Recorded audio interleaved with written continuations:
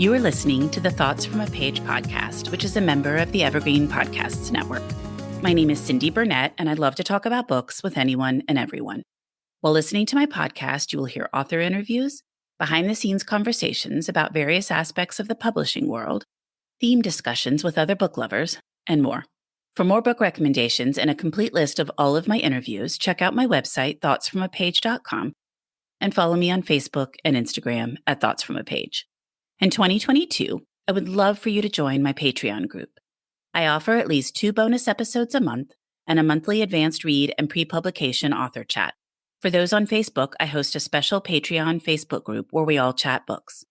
Thanks so much to those who already participate, and I hope you will consider joining us. Today, I am chatting with Clare Pooley about IONA Iverson's Rules for Commuting. Clare graduated from Cambridge University and then spent 20 years in the heady world of advertising before becoming a full-time writer.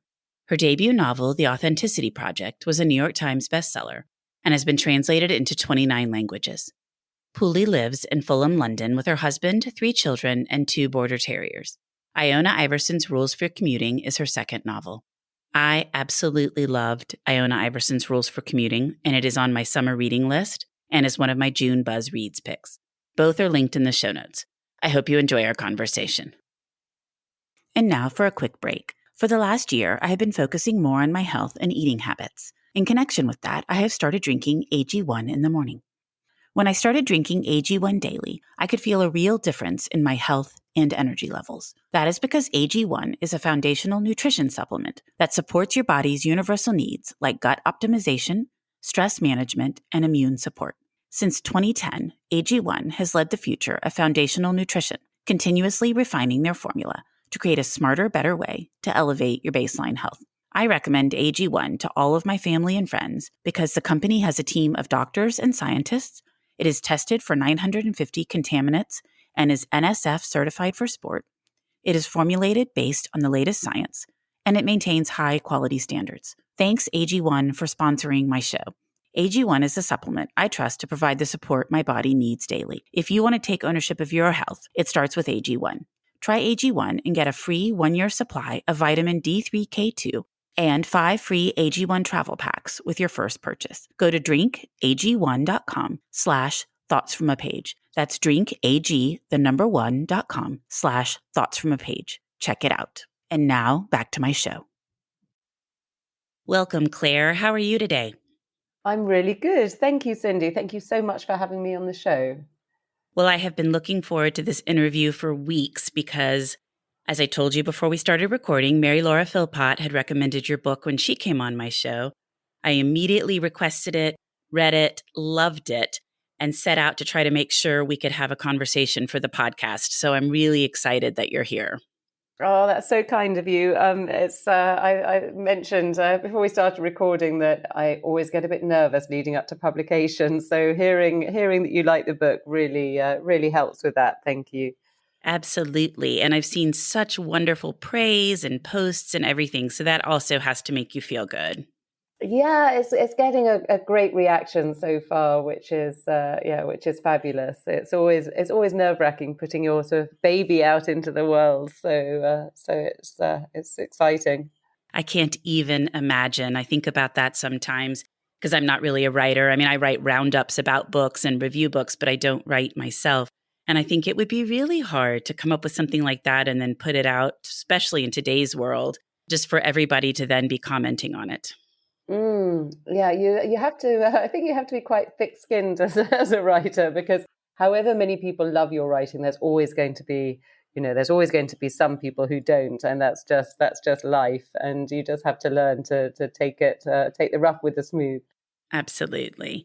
Well, before we dive into questions, I would love for you just to tell me a little bit about IONA Iverson's Rules for Commuting for those that won't have read it yet. Sure. Well, it's a story about a group of completely disparate strangers who have absolutely nothing in common apart from the fact that they share the same commute to work each day. So each of them takes a train from the suburbs of London to Waterloo station every day, and they see each other on the train over and over again, and they give each other sort of nicknames. They make assumptions about each other. They imagine what each other's lives are like. but they never speak, because that's one of the sort of unwritten rules of commuting in London, is that you never speak to strangers on the train. In fact, you don't even make eye contact, because that's just seen as being a bit weird. And then in the very first chapter, one of the characters, who Iona gives a nickname, smart but sexist manspreader, is eating a fruit salad, and he chokes on a grape and nearly dies. So he can't breathe. And another one of the commuters, who happens to be a nurse, gives him the Heimlich maneuver and saves his life. And that one incident then starts a chain reaction, which gets this group of people talking eventually, and amazing things start to happen. Amazing things do start to happen, and I have a lot of questions about that aspect of the book as we go on. But I first wanted to ask you how you just came up with the general idea for the book and who inspired Iona.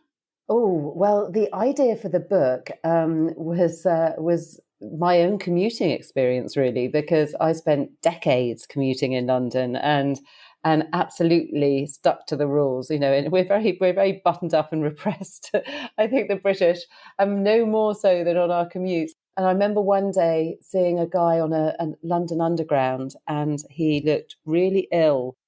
And he, as time, as we carried on this journey, he looked more and more ill, and he was sweating, and he was going green. And I thought, oh my God, he's going to be sick. And he was carrying this sort of smart briefcase. I think he called it an attaché case. And he picked it up, put it on his lap, opened it up, vomited into it, closed it again, and then got off the tube. And nobody said a word. And I remember thinking, what would it take for people on the London Underground to actually start interacting with each other?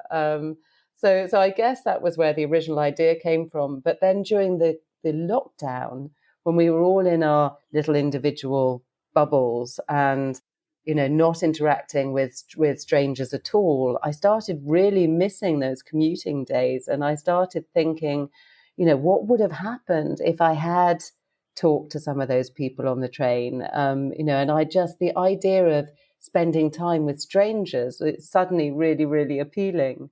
So that's where the idea came from. Oh, and you asked who inspired Iona. Iona really is the woman that I wish I was. So she's partly inspired by a poem, "When I am old, I will wear purple," which is all about the joy of getting older and not caring anymore what people think of you. And Iona is a wonderfully exuberant 57-year-old who describes herself as an it girl who is now a past it girl. And she's my idol, really. What I loved about Iona was that she had this wonderful backstory. And I think in society today, people sort of shunt older people to the side, or, I don't know, minimize them, whatever the correct way to say that is. And she has this just fabulous backstory. And I think it was a good reminder that most people have fabulous backstories, maybe not as fabulous as Iona's, but still, there's a lot to every individual, and they've all accomplished a lot. And it's a good reminder, just because we're getting older doesn't mean we haven't had amazing lives. Exactly. And I think what Iona teaches us is that, whereas people can see older women as being invisible and irrelevant, actually, we have so much accumulated life experience and wisdom. And, and actually, if you take the time to get to know somebody of that generation, you may be very pleasantly surprised. Absolutely. And the power she had just to bring that entire group together. And then I don't want to give any kind of spoilers, but what results is just so wonderful. Well, what we discover is that each of those people on the train is struggling with something. And that, I think, is so true of life. We see the outsides of people and we assume that sort of their lives are all very sort of happy and successful, but everybody is struggling with something. And that's very true on this train. They all have their individual issues, and as the story unfolds, we get to find out more about those. And Iona starts getting more and more involved. She's one of those people that can't help but meddle. I think I'm a bit like that myself. Well, sometimes it's hard not to. And as you said, as you get older, you do have less concern about what other people think. and more of an understanding of how you want to do things and what you feel like is right. And so it's easier, I think, to want to meddle a little bit and be like, well, I've encountered this before. I know what to do, or I think I could help here, you know? Yeah, absolutely. And that's exactly what she does with some incredible results. Absolutely. And then back to the commuting. First, I can't even imagine somebody vomiting on a train and then getting off and no one saying anything. That's pretty hilarious. And then second, I think with the pandemic, it's amazing the things that we took for granted before that we now sometimes miss. Just being able to go sit at a baseball game or in a movie theater, or just things that we never thought about how great they were to do until we all sat home for so long and are like, I am ready to be out and about, interacting with strangers, having a commute, going places. Yeah, and I think that's why writing this book made me feel so happy. And I think that's why people reading the book feel happy, is because it reminds us of a time where things were much less complicated. I mean, it's set in 2018 and none of the characters know what's coming around the corner. And that time when we all crowded onto trains without masks and without a care in the world is quite a sort of a lovely thought now. It really is. My daughter goes to school in New York City, so I've been up there a fair amount and have been on the subway masked, as you just mentioned. In addition to everybody being on the subway masked, is the second anybody coughs or does look a little bit ill, everybody gets pretty worked up. Yeah, there's still an underlying fear, isn't there? It feels like 2018, where the book is set, was a much more innocent time. And I found it very therapeutic writing the book because it just transported me back there. So, I was still writing in the pandemic, and this allowed me to imagine a world where none of that had happened. Actually, there's a scene at the end. It's not a spoiler because it's just a tiny detail which I loved writing, where Piers, one of the characters, talks about how somebody has asked him to invest in this tiny little company called Zoom, but he doesn't think the technology will ever catch on. I loved that part. And I always laugh because at the beginning of the pandemic, when I was trying to get my husband to invest in Zoom, and he's like, oh, it's not going to be around for long. And I was like, oh, I wish we had invested in Zoom. Because it definitely is here to stay. Oh, yes. Oh, yes. Well, what about coming up with the ideas for the rules for commuting? How did you do that? Oh, well, those were my rules, I guess. So Iona's rules for commuting. I mean, the first one is that you have to have a job to go to, and the significance of that, I think, becomes clear when you read the book. Never talk to strangers on the train. That's the key one that is broken quite early on and leads to all the ongoing drama. Don't consume hot food. I mean, that's quite a crucial one because hot food, as you know, is smelly. So if you're in a train and somebody is eating a sort of very smelly hot dog or something, it's not very polite. Never give up a seat once occupied unless it's for a pregnant lady or somebody who is old or infirm. That's a really tricky one on the London Underground, because whilst it's polite to give up a seat for somebody who's pregnant, what you don't want to do is give up a seat and then discover they're not actually pregnant. Yes, that is tricky. Yeah, so that's a tricky one. And then finally, always pack for every eventuality, which Iona always does. She has absolutely everything you can imagine in her handbag for sort of whatever emergency might befall. She reminded me of Mary Poppins in that aspect, that she has this bag that no matter what you need, Iona can pull it out. Yeah, and I know people like that. There were mothers who always used to make me feel inadequate, where sort of whatever happened, they'd have a Band-Aid or antiseptic cream or, a magic marker or whatever the situation required. And I always just, had something completely useless and irrelevant. Like your wallet, your sunglasses, and your phone, right? That's pretty much what's in my purse.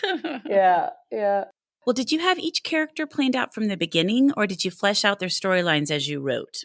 Oh, I tend to do a bit of both. So when I start a story, I sort of know what the beginning is, and I know what the end is, and I know a few of the key points, and I know roughly who the characters are. But I like the characters to develop as I write and to sort of help direct the action. And I feel if you pin it down too much before you start, you don't allow any room for the magic to happen, if you see what I mean. The most wonderful thing about writing is when every now and again you get to that point where you feel like the story is writing itself and it's nothing to do with you at all. You're just the conduit. You're just the person on the keyboard.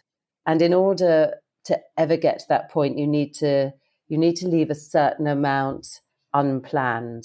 I think so anyway. And then how their stories intertwine together, I assume you approach it from the same way you just described, that you have a general idea, but as you're writing, some of that's coming together. Yes, exactly. And I love those sort of interconnections, and that's all part of the fun, is when the individual storylines all start interweaving together, and then that changes the course of much of the action. Absolutely. Well, who was the hardest to write and who was the easiest to write? Oh, I think the easiest to write was probably Iona, because she's the one that is closest to my age, and she's probably the one that's most like me, although she's a much more extreme version of me.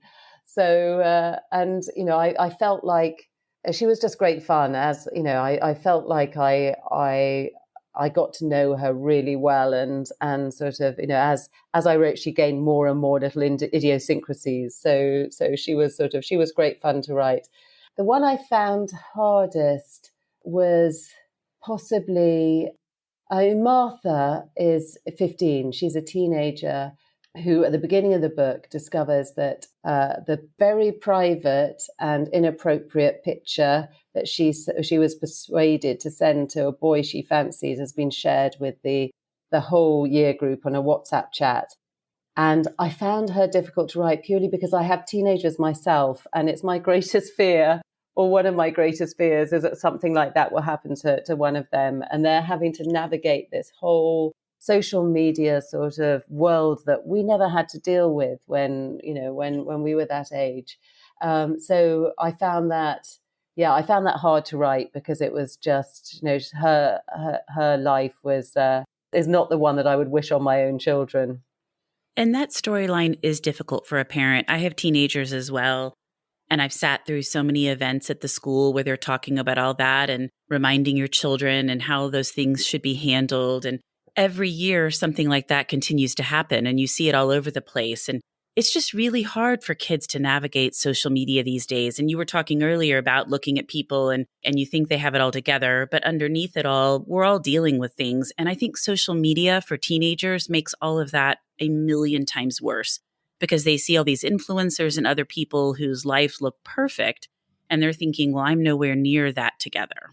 Yeah, they buy into all of that. I think as we get older, we realize, we're more likely to understand that it's all a bit of a sham and that nobody's life is that perfect. But teenagers often don't realize that. They buy into it. They think those lives are real, and then it just makes them feel inadequate. And I really hurt for them. And Martha particularly Martha's a very awkward teenager. She doesn't find being a teenager easy, and so she has this obsession with David Attenborough, and she uses him as a sort of guide to life. So she has this sort of David Attenborough narrative in her head that's sort of explaining to her what's going on, because she doesn't really understand other teenagers. She's never quite sure what the right clothes are to wear, what the right language is, who the right people are to idolize, and she's constantly sort of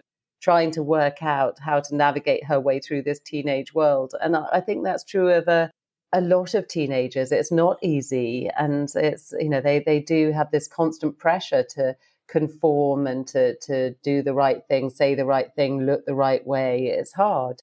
And the mistakes are so much harder to erase these days. And I think that's the other issue that makes it so much more difficult. Yes, exactly. I mean, I dread to think if some of the things that I did when I was that age were still around on the internet, it would be awful. I'm very, very glad they weren't. I agree with that completely. I'm the same way. But I did love Martha's story arc, and I was very happy with the relationships she developed and how they really helped her out. Well, I'm fascinated by intergenerational relationships because, in the old days when my mother was young, she lived in a village where everybody knew everybody else, and those intergenerational relationships were very common. Whereas these days, quite often, we only really mix with people who are very like us. And I think the great thing about those relationships is that not only can an older person like Iona help Martha with her sort of wisdom and life experience, but Martha is able to help Iona feel more relevant and in touch and up to date. So it's a very symbiotic relationship. It's not a one-way thing. I think that's exactly right. And I think the loss of intergenerational relationships have been something that really does not benefit our kids. I mean, it's such a shame that there isn't more of that today. And I loved that you were highlighting it in your story. Oh, well, thank you. No, it was one of the things I enjoyed the most is sort of, when I started out writing, I wanted a group of characters who were, as different as they could be in terms of age, sex, sexuality, race, sort of, which is very representative of London. I mean, London is a real melting pot of all sorts of different types of people with different backgrounds, and I wanted to make sure that was representative. Well, what about the underground line that you chose? How did you choose Hampton Court to Waterloo? Well, that was the line that I used to take many, many years ago. So I grew up in a place called East Molesey, which right by Hampton Court Palace, and Hampton Court was my local station, and that's where Iona lives. And my father used to take that train to Waterloo every day to work and back, and I used to take the same line to Wimbledon, where I went to school, and then back again in the evening. So I knew that line really well. And what was so fun about it is that at the front of the book, there's a little map of the train line, and you can see how each of the different characters gets on at a different stop. And they all get off at Waterloo, but they all get on at different places. And I timed out the train, to see how long it was, between each of the stops. So what was great fun about the designing the plot is that it had to work such that the right combinations of people came together at the right times, and that there was enough time in between each of the stops on each of the journeys for the action to happen. So it was like this sort of great fun little jigsaw trying to work out who was where. And, sometimes you had combinations that just weren't going to work because somebody was, had to get off at Surbiton, and the action was happening at New Malden, so to speak. So it was great fun. I hadn't even thought about that part of it, that someone actually has to be on the train for them to be involved in the action. And since I read A Galley, I hadn't seen that map. But this morning when I was preparing for this interview, I had my final copy out and I saw that and I loved it. And I was paying attention to where everybody got on and got off. And I was so glad you had included that. Oh, well, that map I drew right at the very beginning when I first started writing this book. I drew a map which looked almost identical to the one in the book, actually, and because that one is based on my very original sketch. And I had it pinned on my noteboard by my laptop, and that was my sort of reference point. And it was one of the things I enjoyed the most is that discipline of having to stick to that train line. Well, I was glad it was the Hampton Court stop because we went to London a couple Christmases ago, pre-pandemic, obviously, and went out to Hampton Court and took the tube. And so I could envision exactly where Iona was getting on. And I just loved that. Did you do the maze at Hampton Court Palace? We did. I just loved all of Hampton Court. I just thought it was fabulous. When we go back again, I definitely want to go to Hampton Court again. Because I used to go to Hampton Court all the time when I was little, and that I did that maze so many times. So I really wanted to include the maze as part of the story, and I loved writing that bit. But what you may have noticed is that in the train that I've written, there are tables, and Iona always sits at a table for four. And when I used to take that train, there were tables on it. But I retook the train when I was writing this book. and realized they'd taken the tables away. And I was really horrified because I thought I have to have these tables in this story because there's, Iona needs somewhere to put her tea. And, so much happens around the table. So I decided to keep the tables in. And in the author's note at the back, what I've done is I've written an apology for anyone who takes a train regularly to say that I have taken some liberties with what Iona would describe as the actualité and have put the tables back on the train that were removed some time ago by the powers that be. And that's a wonderful thing about fiction, is that you can sort of correct some of the grievous errors made by the town planning people. Exactly. You're like, where did the tables go?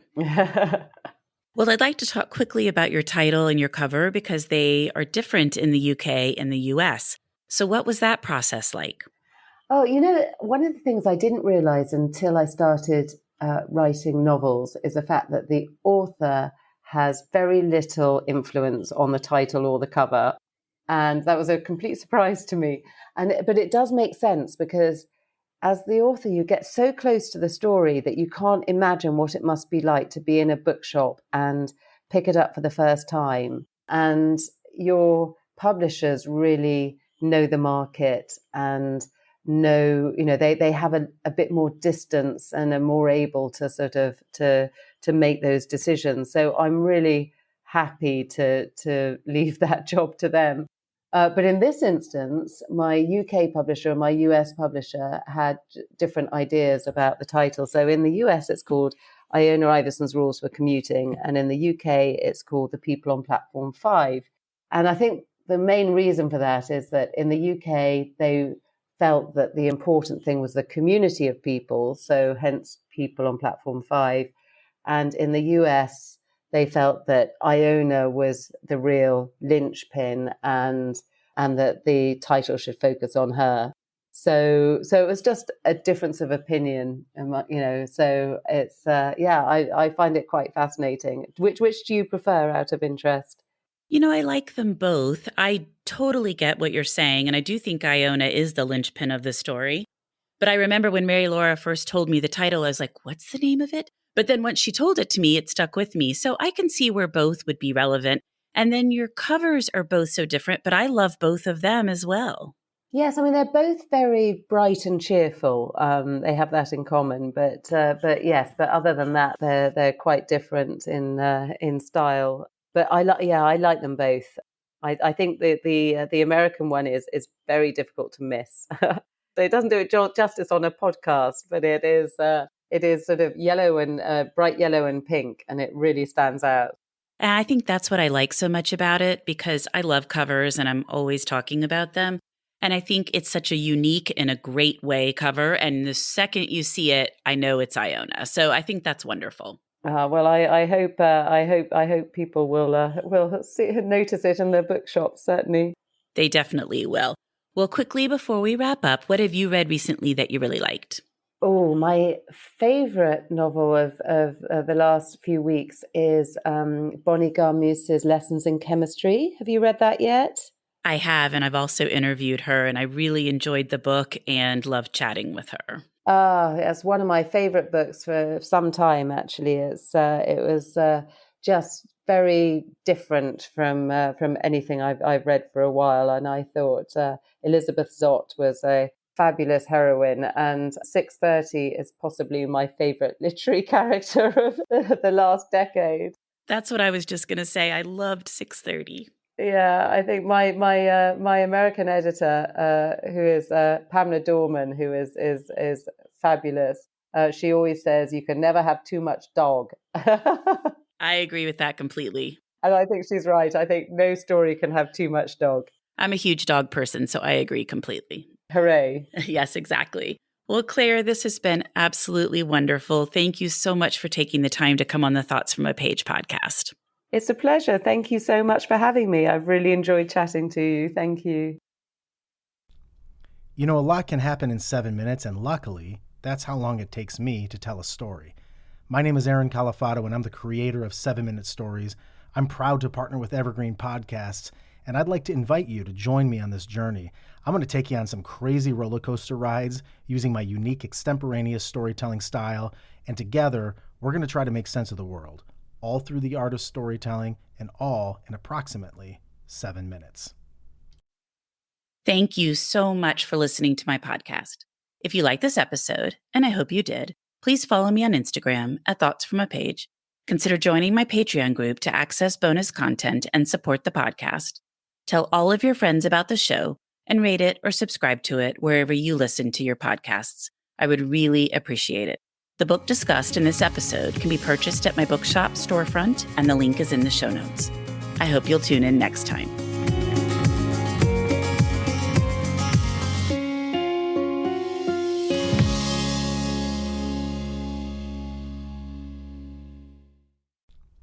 You know, a lot can happen in 7 minutes, and luckily, that's how long it takes me to tell a story. My name is Aaron Califato, and I'm the creator of 7-Minute Stories. I'm proud to partner with Evergreen Podcasts, and I'd like to invite you to join me on this journey. I'm going to take you on some crazy roller coaster rides using my unique extemporaneous storytelling style, and together, we're going to try to make sense of the world, all through the art of storytelling, and all in approximately 7 minutes.